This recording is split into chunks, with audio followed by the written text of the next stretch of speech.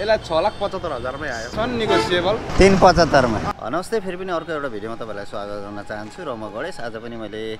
Dangol अटोमोबाइलकै video लिएर आएको छु जुन चाहिँ लोकेसन भनेको इटरीको राजस्व ढाडमा नेरी नै पर्दछ त्यहाँ आएपछि तपाईले देख्नु नै हुनेछ भने छेउमा तपाईको टिभीएस त्यसरी नै होन्डाको सोरुम पनि छ र प्राइस के कस्तो छ त्यसको बारेमा पनि हामी बुझ्ने छौं यहाँ भाडामा चाहिँ पाइँदैन त्यसपछि गाडीको एज अनुसार हैन कुन मोडलको कति हो त्यही हिसाबले फाइनान्सको सुविधा पनि छ फाइनान्स गर्नको लागि चाहिँ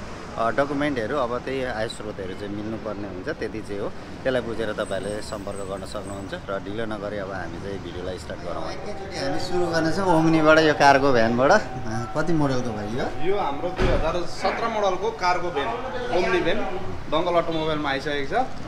मूल्य पनि एकदम सस्तो मूल्यमा आएको छ 4.5 लाख त्यसमा नेगोसिएबल प्राइस डकुमेन्टको नचिन्ता डकुमेन्ट सब क्लियर भएर आउँछ है हजुरहरुलाई 4.5 लाख हैन त हजुर मात्र 4.5 लाखमा कार्गो भ्यान गरी खाने गाडी त्यसपछि एउटा यहाँ वेगनर छ कति मोडलको वेगनर हो वेगनर 2013 मोडलको VXI गाडी आछ ए VXI हो VXI हो यो चाहिँ फुल अप्सन हैन यसलाई चाहिँ सेमी अप्सन भन्छ त्यही त VXI भनेपछि त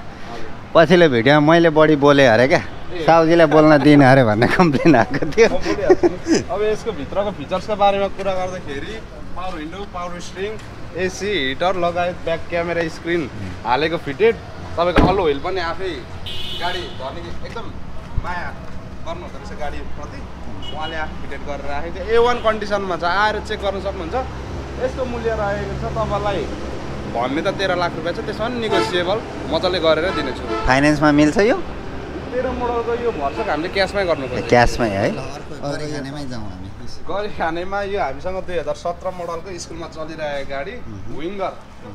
आएको छ कति सिटर हो यो विङ्गर यो 14 सिटर प्राइस भन्दिम हामी भित्र हेर्दैनौँ आज प्राइस 10.5 लाख रुपैयाँ त्यसमा पनि नेगोसिएबल हुनेछ 10.5 लाख नेगोसिएबल त रहने नै छ अर्को पनि स्कुलकै गाडी होला हैन यो पनि स्कुलकै गाडी यो पनि एकदम वेल कन्डिसनमा तपाईको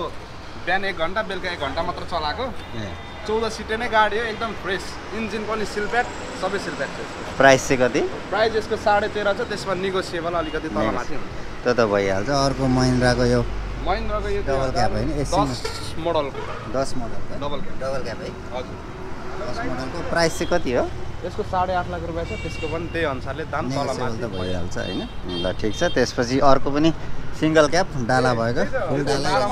यो चाहिँ अफर जस्तैमा आछ यो चाहिँ तपाईको बाहिर खर्च अब भकला भकै भन्नु पर्यो हैन बाहिर खर्च 20-25 हजार खर्च छ भित्रको इन्जिन गियर बक्स चेसिस सबै फ्रेस छ यसलाई 6,75,000 मै आयो 6,75,000 मा हैन त्यसपछि टाटाको यो त जेन्युइन यसको 2021 मोडलको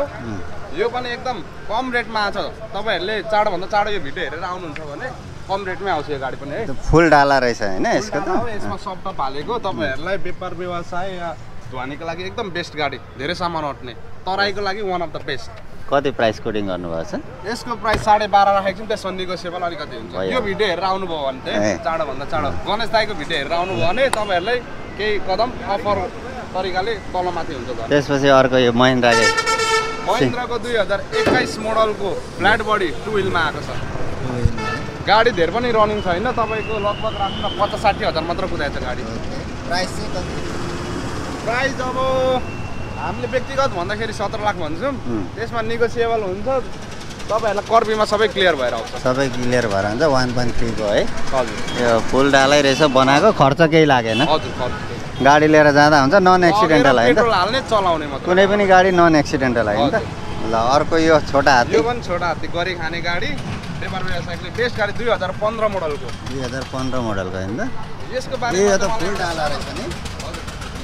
भिडियो हेर्नेहरुलाई चाहिँ एउटा सानो जानकारी दिनु मन छ हजुर यो बारेमा चाहिँ के जानकारी भन्दाखेरि तपाईले अब कुनै व्यापार व्यवसाय चालु गर्न आँट्नु भएको छ गाडीको बारेमा त्यति नलेज छैन भने पनि यो गाडी चाहिँ तपाईको लागि ध्वनिको लागि या व्यापार व्यवसायको लागि बेस्ट गाडी हो रिसेल भ्यालु राम्रो भएको र पर्फर्मेन्स प्रस्तुति राम्रो भएको गाडी हो बाइकको खर्चमै बनिने गाडी मेन्टेन हुने गाडी यही हाम्रो छोटा हात्ती है प्राइस चाहिँ कति भन्नु त प्राइस यसको 4.5 लाख रुपैयाँ आयो 4.5 लाख मोडल चाहिँ मोडल 2015 अर्को पनि सेम अर्को यो पञ्चकन्यामा पानी बोकेर हिँडेको गाडी 2016 मोडलको ओके सस्तोमा यो त मिलाएरै दिन्छु तपाईहरुलाई कति